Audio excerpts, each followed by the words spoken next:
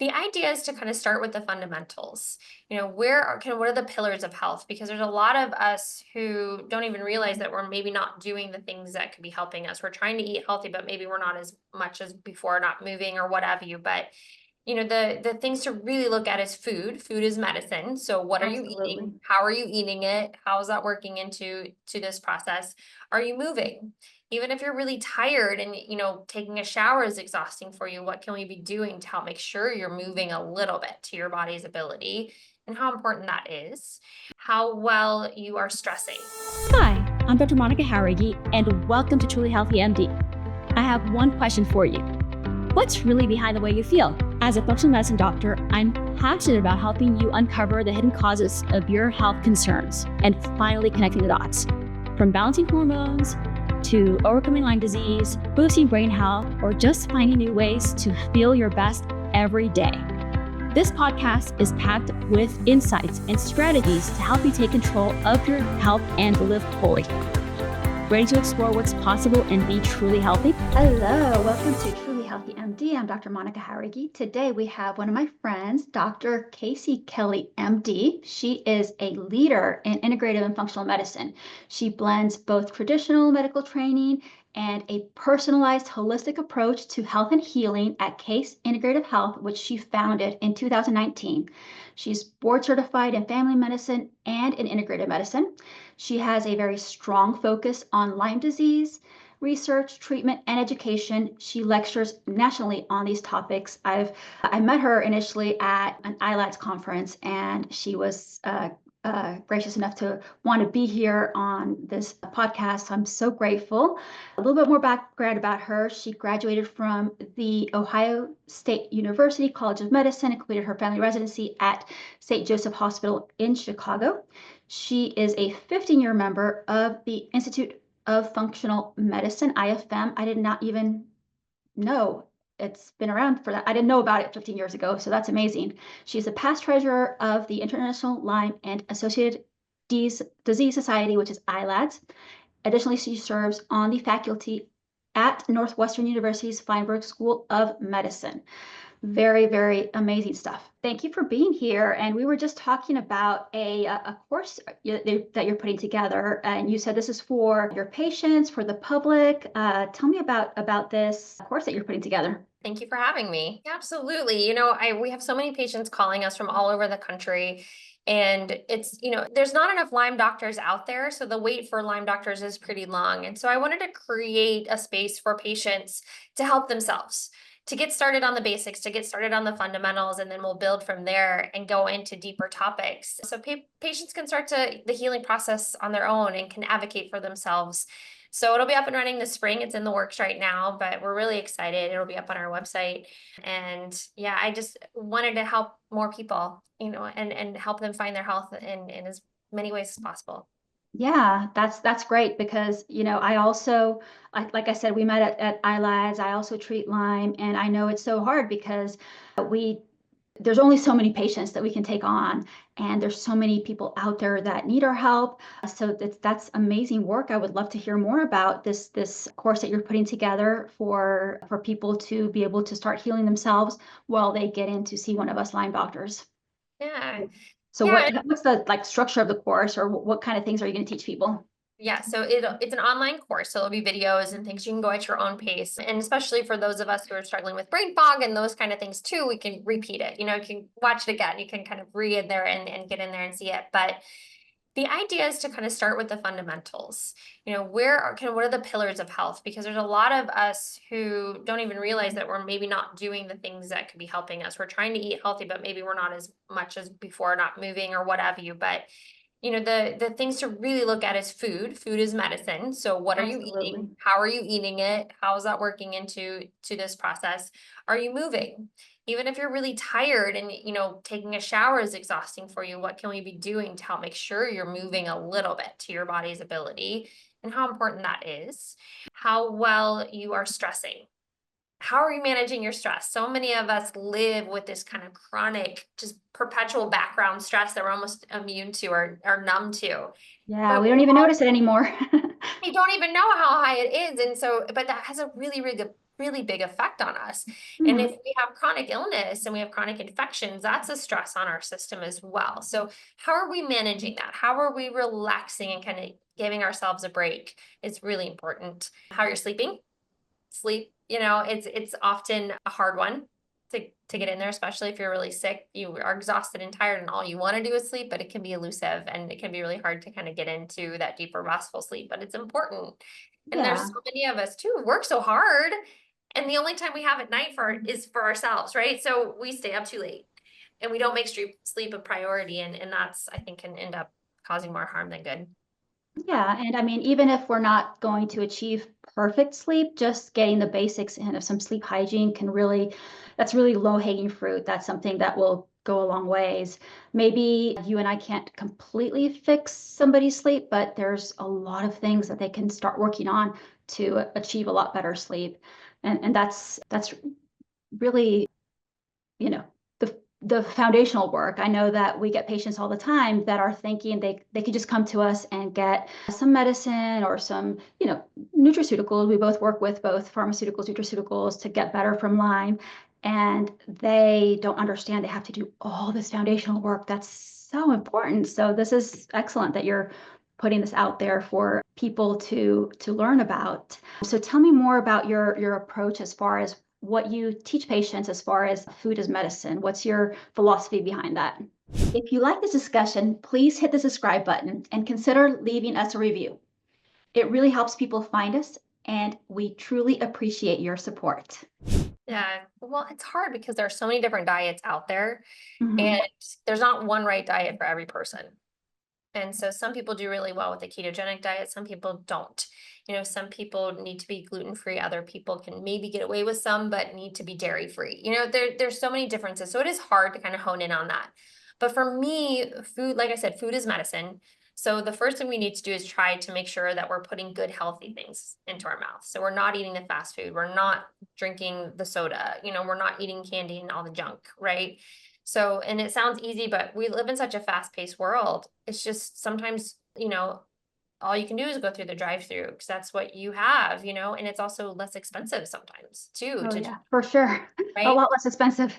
Yeah, and it's also, preparing food takes a long time Mhm. as well. And so, it's this process, but food is important. So we have to make sure we're putting good stuff in. And then we have to really be mindful. I mean, the three things when it comes to a chronic infection that I think really impair our immune system and our ability to heal are gluten, dairy, and sugar.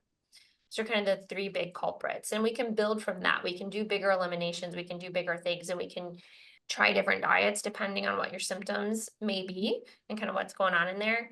But I also like to kind of hone in on what you can eat, because I think it's also hard and too negative to just focus on what you have to cut out. But for detox, for example, I really love cruciferous vegetables.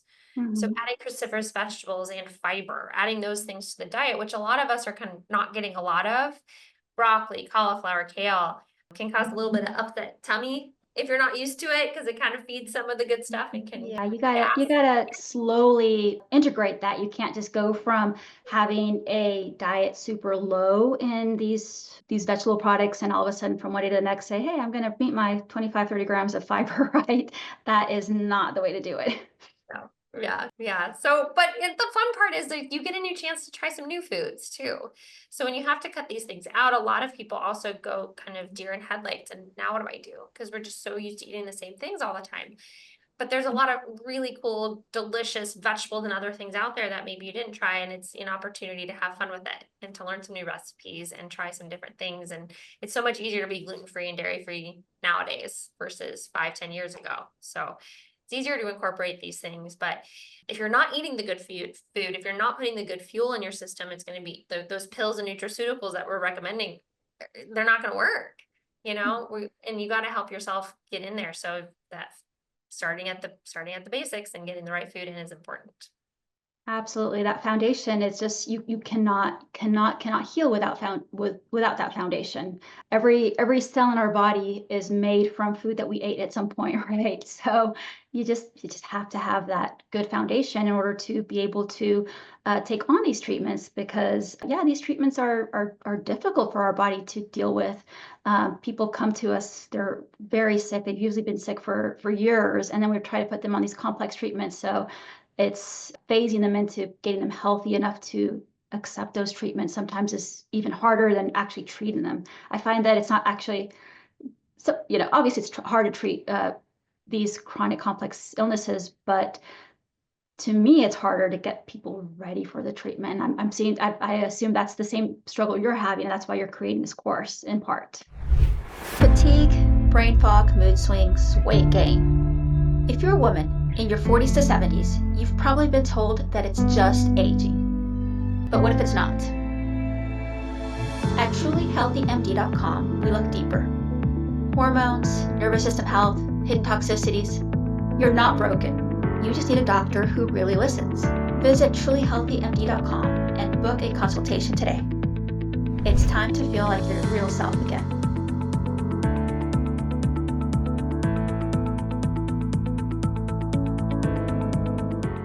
Yeah, and when someone's really sick and you could try the supplements, you can try the medications, but sometimes their system is not ready to, and you end up creating more problems for that patient. You're trying to heal, you're trying to treat whatever is going on, but their body is not ready to handle it, and you create more toxic issues, more inflammation, more immune reactions, which just creates a bigger mess to clean up. Mm.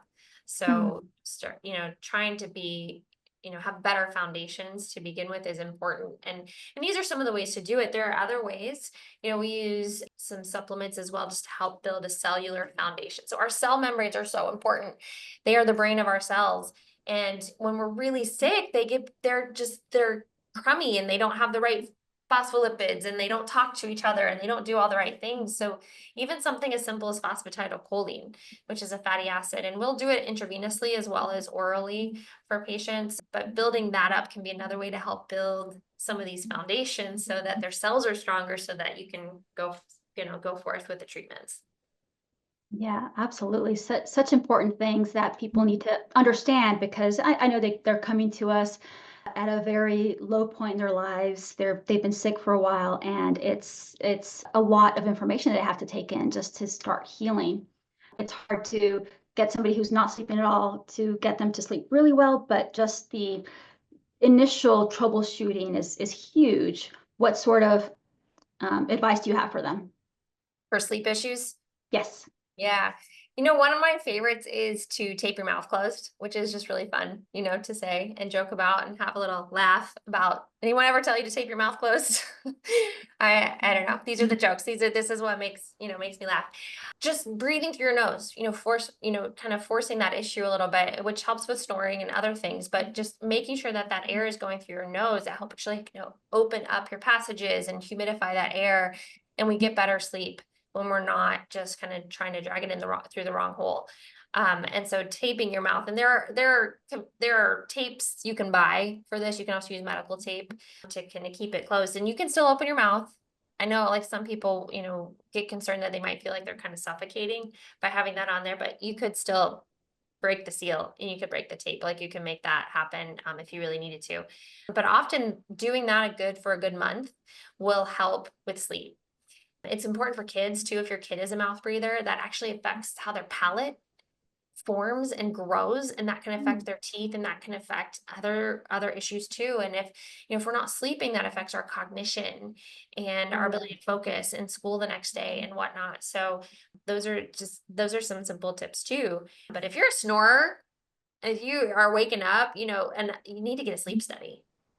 Really need to go and take that next level and really kind of get and make sure there's no sleep apnea or other things going on that need to Yeah. be addressed. Absolutely. I mean, these things that you're suggesting is not for absolutely everyone. If people have a medical condition, please, by all means, get it checked out. Go get a sleep study. Don't just feel like you can resolve it by taping, by doing these things that we're recommending. But yeah, for the grand majority of people who don't have sleep apnea, that is a thing that I've heard other people recommend. I haven't started recommending it myself, so this is a great conversation to start learning about it. Are there any other ways that you like to help people troubleshoot sleep issues? Yeah, I also really love binaural beats. So this is usually with headphones. You can listen to that and it helps to reset the brain waves to a sleep pattern, for example. So there are different binaural beats for different brainwave patterns, and our brainwaves actually correlate with sounds. So you can get the right binaural beats, and the difference between the two ears affects, and it is kind of how this works. And that hertz that comes up is correlated with, do you want sleep? Do you want focus? Do you want anti-anxiety? Would pick whichever one you want. But that can kind of help trick the brain to getting back into sleep. And there are free apps where you can find this. So it does require headphones. So that kind of can disrupt sleep in its own way. But even just doing that before you go to bed, instead of watching TV, instead of with the blue light, instead of other kind of like revving yourself up or not allowing yourself to rev down, can be a nice way to kind of go, okay, it's time for bed now. I'm going to listen to this, trying to get my brainwave into that sleep zone and try to ease into bed after that. So that's a nice free one. It's worth trying. Yeah, yeah. I love all the advice that can be, free advice that's not something that people need to spend a ton of money on or more pills. I think as physicians, we were trained to add more pills. And then sometimes when we go from being conventional doctors and learning all the integrative stuff, we just want to add nutraceuticals instead of pharmaceuticals. But it's not just that. Being an integrative doctor is recommending all these things that are not more pills, right? Not more things that you need to put in your mouth, but other modalities. So I always love those recommendations that are not another pill that people need to take. That is really, really good advice. Any other sleep hacks that you have for people? Another good one, especially if you wake up around 3 a.m., that tends to be more of a liver stress time to wake up. Having a fatty snack or a protein snack before bed. So a handful of pistachios, a half an avocado, something like that to help keep your blood sugar more stable. So that's often a time when the adrenals are going to kind of stimulate some glucose production or drops. So you could have kind of a shift in your blood sugar, and that can wake you up. So that could be a part of why we're waking up at 3 o'clock more stressed or kind of waking up anxious. It's actually a blood sugar issue related to the stress and things in our lives. But if you can keep that blood sugar steady throughout the night, you might sleep a little bit better. Doesn't require a lot. You don't need a full meal, but just, a handful, like I said, a handful of pistachios, handful of nuts or something, as long as you're not allergic, can actually help you sleep a little bit better. Yeah, absolutely. Those are really great hacks that are either free or super, super low cost, and I'm sure will help a lot of people sleep better. Once you sleep better, a lot of things just start falling in place the next day, right? You're in a better mood. Everything just comes to you a lot more easily. So it's so much easier to heal once you are sleeping better. So such important advice. And you mentioned earlier stress management. Oh my gosh, I find in my practice the hardest thing for me to be able to help patients with. So I'm really, really interested in hearing what you have to say about the tips that you give people regarding stress management and the support that they need in order to manage this correctly. Yeah, this is a tricky one because we all, especially in the American culture, it's a go, go, go, go, go. You're constantly giving, and as a working mom, it's unending. There's just always things to think about and things to do. So I like personally have to work on managing my stress on a regular daily basis, right? And it is work. You actually have to put some work into it. When most people think about it, they think about meditation and trying to kind of be in that Zen mode. And a lot of us have a lot of trouble with that. And there are other ways to help de-stress in there. So if you can meditate or you like work through that, please do, because there are a lot of studies proving that meditation is very, very helpful for stress, for focus, for all of these things. But really what we need to do is find a way to relax a little bit. We end up being in that fight or flight state perpetually. And that can be that Hmm. background noise that just kind of lives us here. So we're up here living and we don't even realize how stressed we are. And our bodies are not designed for that. They are meant to, be up here when the lion is chasing you. But when the lion is gone, you relax. Yes, yes, yes. But we don't, the zebras do that. We need to learn from the zebras, but we don't. We end up just staying here perpetually. And maybe we're here, but we're just here and we never actually get to rest and digest and relax. And that's tricky. And that's hard. And that is different for everybody to try to figure out some ways. But even just some deep breaths can help to release some of that pent up energy and remind you to take it a little slower. Most of us are also not breathing with our full lungs. We're not using our diaphragm. We're very shallow breathers up here in our shoulders. Mm-hmm, So for sure. stopping and breathing, just even for a few seconds, can let some of that stress out, let some of the air out of that. And I use 4 and 8 just because I'm simple and it helps me remember stuff. But you breathe in through your nose for 4, out through your mouth for 8. Do it 4 to 8 times in a row, 4 to 8 times a day. And it can be at every red light. I used to say when you were watching TV in a commercial, but few of us are seeing commercials these days. That's true. When you go to the bathroom, every time you go to the bathroom, it doesn't have to be something big and take a whole lot of time or add extra stress to your life or one more thing on your to-do list. But it can give you that, even if it's just for a few seconds, to help kind of reset all of that stress. And I think things like bathroom or red light or things like that, just as a trigger to remember to do it, as a way to just kind of, and then you start to do it more and more often, and it can be a simple way to kind of let it go a little bit here and there.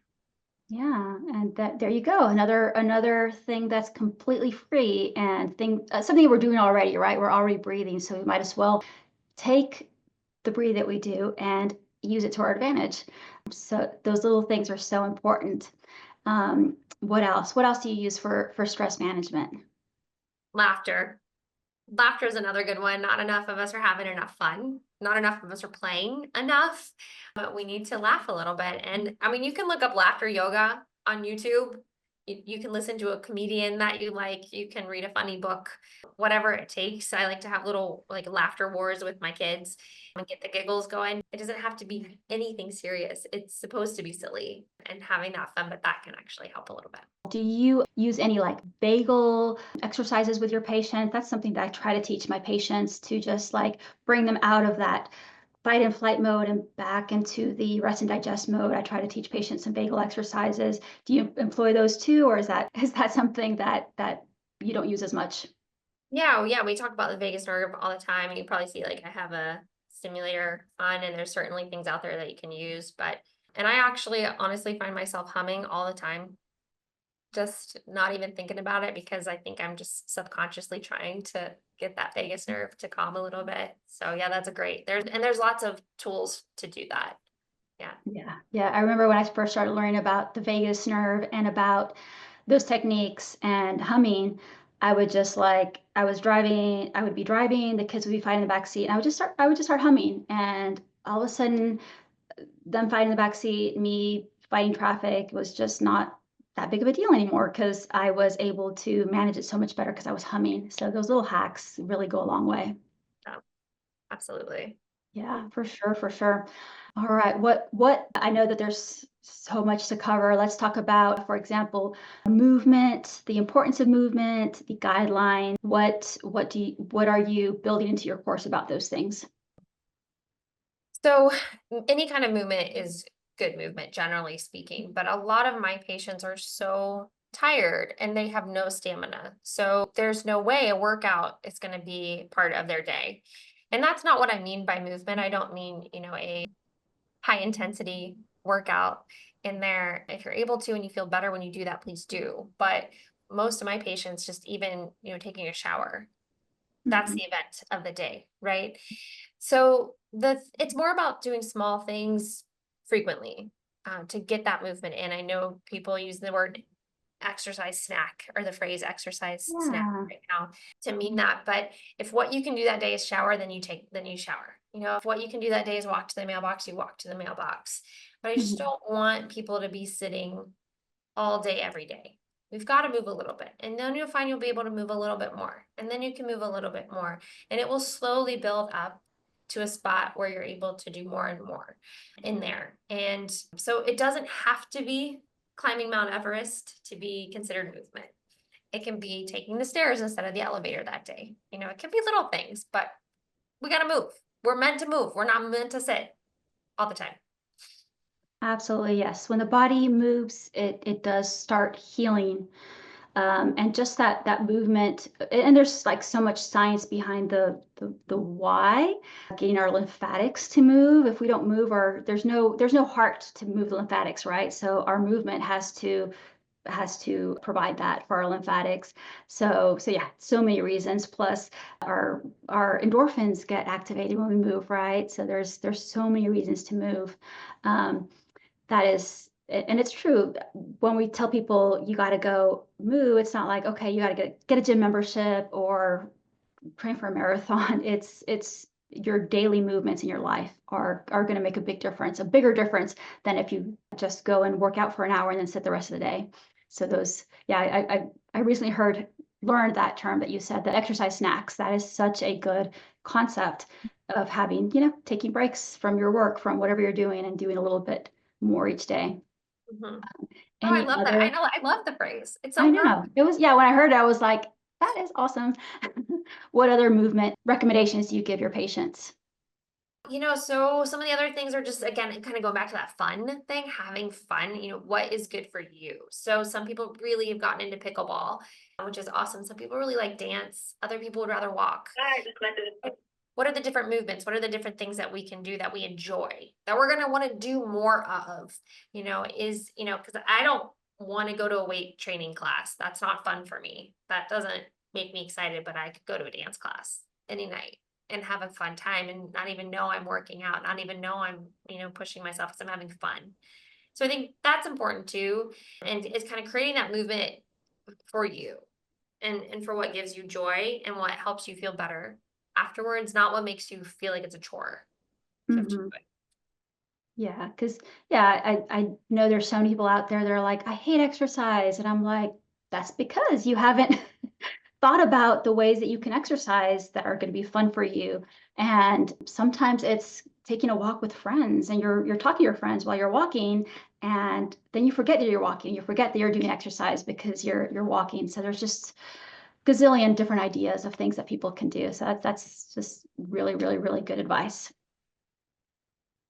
What about, so another thing I want to talk about, and I think this is a huge topic. We could probably talk about this again for a long time. The importance of detox support. What are the things that you teach people during before they start treatment with you, and also during treatment, because that's a lot of the stuff that we work with our patients when they're undergoing treatment for a chronic illness, is making sure that their detox pathways are open.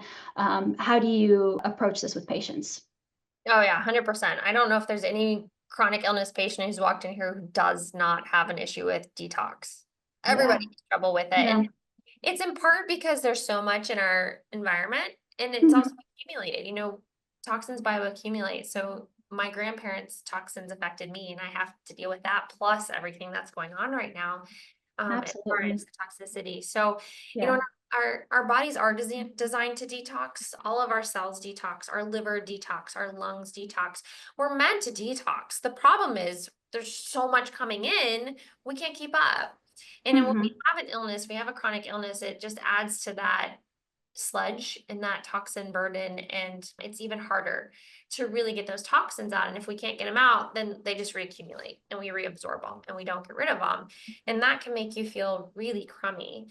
I often think really that Herxheimer reaction, that die-off reaction that can come from Lyme and tick-borne infections is in large part because of the toxin burden. So when we detox, we actually help a lot with those type of reactions. And there are so many different ways to detox. I will always caution you can over detox.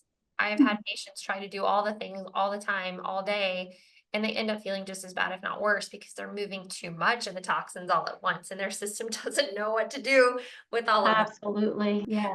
We try so hard, our body tries to sequester the toxins and kind of hide them and put them away so that we can deal with them later. So if we start then moving them all out at once, it's too much, which we Mhm. don't always think Absolutely. about, but it can happen for sure. Um, Yeah. you know, starting from the core then too, food is also supportive of detox. So I mentioned a little bit about cruciferous vegetables. Those are really high in sulfur compounds, and that's really important for our conjugation pathways and our detox pathways.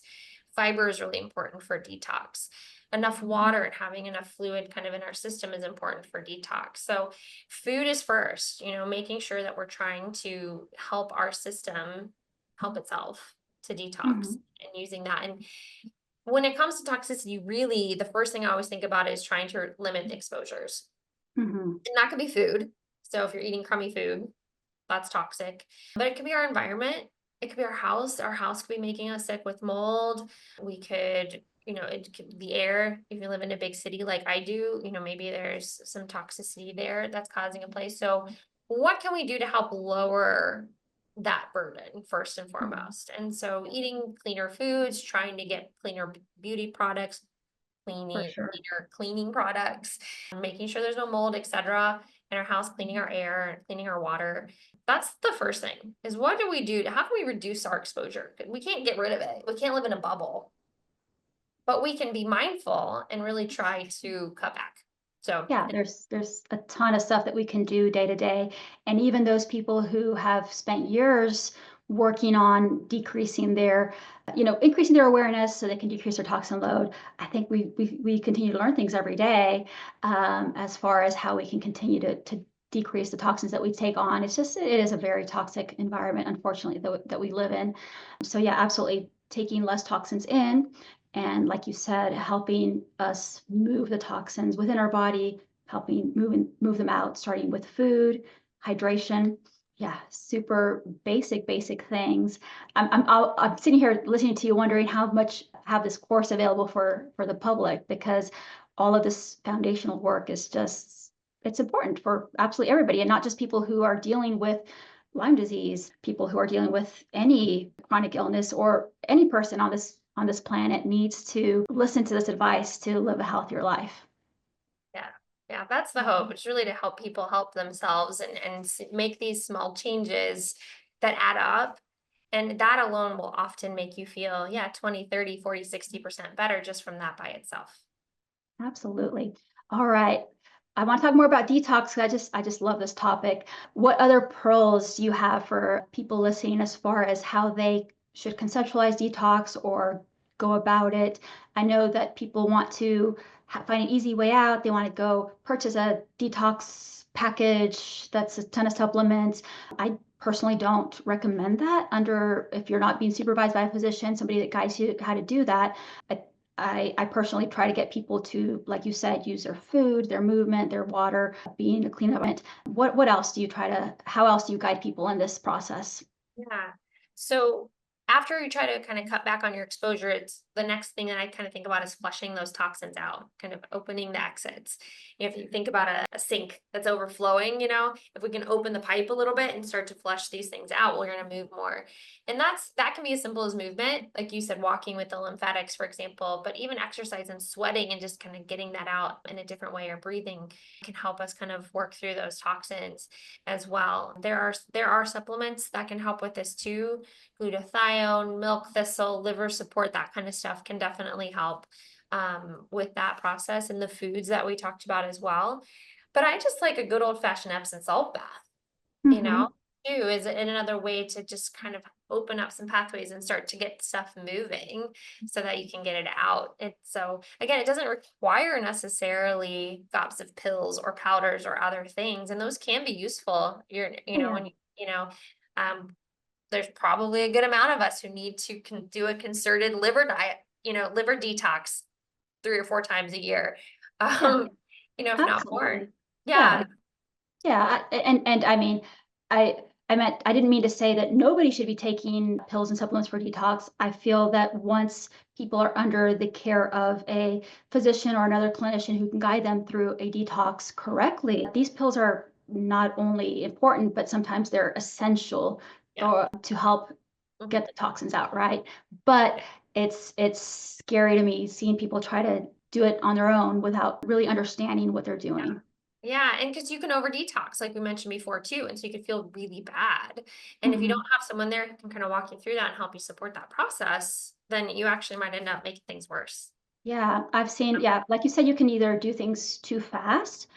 I've also seen people take things like bentonite clay or other things that pull toxins out, but they don't understand that it'll also pull minerals and won't let them absorb their nutrients as well. So again, these things are important. They're very valuable tools, but we need to understand the potential risks that come with them. Just because it's something that you can buy over the counter doesn't mean there's absolutely no risk. Also, another thing I was going to say was I like to talk to people about bowel movements because they're doing all these other things to try to detox, but they're only pooping once every 3 days. And I'm like, you got to poop every day if you want to detox. You can't be detoxing if you're not pooping every day. So that's like usually my first question when I'm working with people is like, okay, let's talk about your poop. Yes. Oh yeah, it's the best part of being a doctor. You get to talk I about know. poop all day. It's great. Yeah. Now I pull out my poop chart. What's it look like? Tell me about it. Yeah. Yeah, I know. Like the Bristol stool chart, I'm like, okay, what number are we at right now? What are your best hacks as far as like trying to get people to, because there's just so many people with chronic constipation. Do you have like some go-to hacks for people that have chronic constipation? Obviously it has to be very individualized. Everybody's constipated for a different reason, but like in general, is there like a few pearls that you can give our listeners? Yeah, yeah. I hate Miralax, so I hate that gets prescribed a lot. I don't think that's a safe way to deal with constipation. So I usually try to get people off of that and onto something else.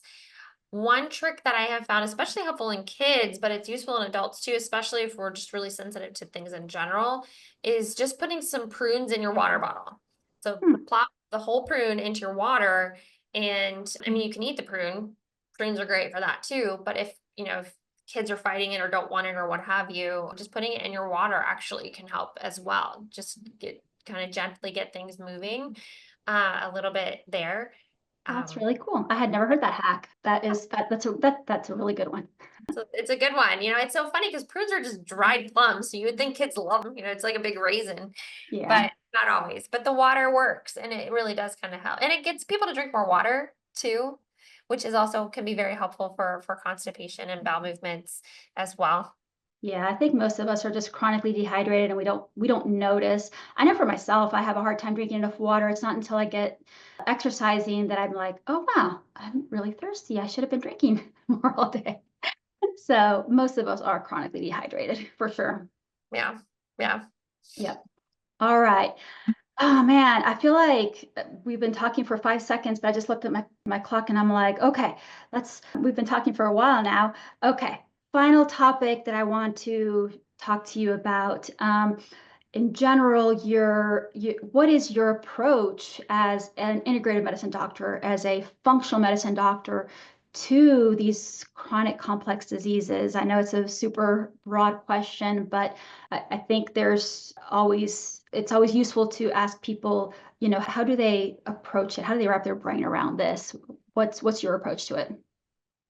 I think that Lyme disease is really a master class in functional medicine. I think in order to really truly treat these chronic complex illnesses, you have to know how the system works and how these things are intertwined. So for me, it's not just about finding, the culprit, which we're always trying to do is what's the root cause? What is driving this? But it's also about healing and repairing the system and cleaning up the mess along the way. Lyme causes a host of issues and it can Mhm. cause all kinds of immune issues and adrenal issues and, you know, gut issues and all the things. And you can't Yeah. just treat it by giving antibiotics. You also have to deal with healing and repairing the gut by detoxing properly, by helping the vagus nerve and the sympathetic and parasympathetic nervous system, getting them back on track. You really have to be able to look at the system as a whole. So I don't have a lot of set protocols, if A, then B, it's who is in front of me. Who is Mhm. this person? What is their history? What are their symptoms? What are the nuances and intricacies of that person? And then trying to treat them individually. It would probably make my life a whole lot easier if there were, more set protocols or easy things to do. Oh, But you just absolutely. Yeah. I think I say at least 3 times a week, people ask me, what's your protocol for such and such? I'm like, protocol? What do you mean? I don't have protocols. No, it's like it's Bob's Lyme, it's Sue's mold. You have to treat them uniquely and adjust and adapt and continue that process and unravel the layers of healing. And I tell everyone it's a marathon. It's not a sprint. This is not an easy thing. You've been sick for 5, 10, 15 years. It's going to take a while to get better, but you're going to see changes. We're going to get better. There are improvements that can happen. So that's, how I try to approach it and really learn about my patients and what makes them tick and if I can push higher doses or if I need to stay at lower doses, what makes sense for them and what's right for them as a person. Awesome. Awesome. This has been, like I said, I feel like I've been talking to you for 5 minutes, and I know it's been way longer than that. And we're probably going to wrap things up pretty soon. This is, to me, this is a privilege to have you here. You've been in the integrative space so much longer than I have. You are a mentor to so many of us that are learning are newer in the space of chronic complex illness, of functional medicine, of Lyme disease. I know that you've mentored a lot of my colleagues in the Lyme disease world. So such a privilege to have you here. We just blurted out like a gazillion things and people are like, okay, that was a lot. So I always like to have people have 3 takeaways. If you could tell people what the top 3 takeaways would be, what would those be? I know it's impossible to summarize everything we said, but just to help people, say, okay, I'm going to start with these 3 things. What would those top 3 takeaways be? So, I would kind of sum it up with starting with the basics, going to those fundamentals. Are you eating well? Are you sleeping well? Are you stressing well? Are you moving well? Are you detoxing well? Like, let's go back to those foundations because that's very controllable things that you can work on starting today. So go back to those basics, learn how to play. Again, try to have fun again with even if you feel crummy, there's joy and there's light. And that's an important part of this aspect and trying to find what that new joy and light and play for you is. And my third tip and kind of takeaway would be to be your own advocate. And that's the hard part with this too, is there's so many of my patients that have just been, heartbroken by the medical system, and they know something doesn't feel good and they know there's something going on, and you just have to continue to fight and find that provider who will listen to you and hear you and believe you and help you get to those next steps. And so I think that that's important to not give up hope. There are people out there. There's lots of providers like us who will listen and take that as an honor and a privilege to help you along that journey. So keep on it, find the doctor and find the provider who's going to help you through this process. Absolutely. Wow. That was such an amazing note to end on. I love knowing you. I love the energy that you bring to this world and all the healing that you bring to your patients and the way you mentor us physicians. And I'm looking forward to, getting to know you more in the future and learning more about your course. Thank you so much for being here, Dr. Casey Kelley. Thank you so much for having me. It's been great fun. Thanks. Thank you. Bye. Thanks for listening to Truly Healthy MD. I'm Dr. Monica Jauregui, and I'm so glad you joined me today. Remember, your health is in your hands, and every choice, no matter how small, can move you closer to feel your best. If you found today's episode helpful, please subscribe, share, and leave a review. It means so much to me. Until next time, take care of yourself and stay truly healthy.